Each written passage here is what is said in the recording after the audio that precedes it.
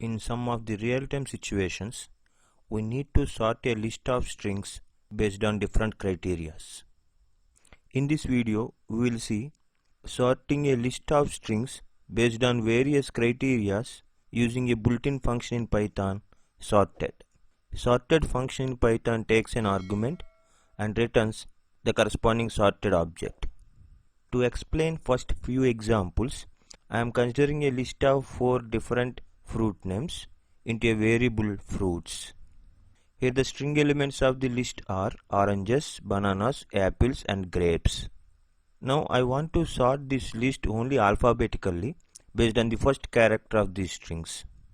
For that we can use the sorted function by supplying the fruits object as input argument. Then the sorted function sorts the list of these strings based on first character alphabetically. Then I am running both the cells. Now I am displaying the result available in the fruits underscore alpha variable. Then this variable is having a new list which is sorted alphabetically based on the first character by default.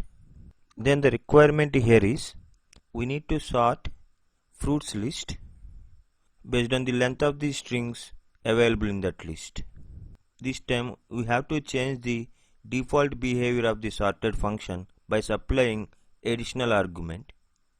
That argument is the keyword argument called key, which takes a function. The return value of that function decides the criteria on which we want to sort the elements present in that list. Then I am using the sorted function again. This time the first argument is no doubt our fruits list of strings, and the second argument is a keyword argument which is key.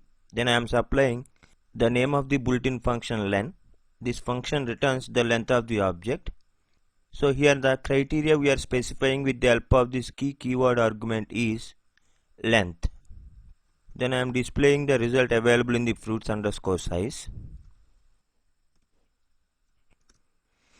See, now I got a new list which is based on the size of strings available in that list. Coming to the next example, now we need to sort the list of strings available in the fruits variable based on the second character in the string. So this time also we need to use the keyword argument key. Now I am using a lambda function in that case. So again I am using the sorted function with a first argument fruits. Now the keyword argument key is taking a lambda function here. This lambda function takes a string s and returns its second character. Now the criteria we are specifying with the help of this lambda function is the second character of a string. Now I am displaying the result available in the fruits underscore second. If you observe the result, here the strings are sorted based on the second character. As a final example, I am going to consider the sorting the list of strings based on some substring. For that I am taking another example list of strings. Here in this list of string, each list specifies two things. The first one is name of the student. After the space, age of that student.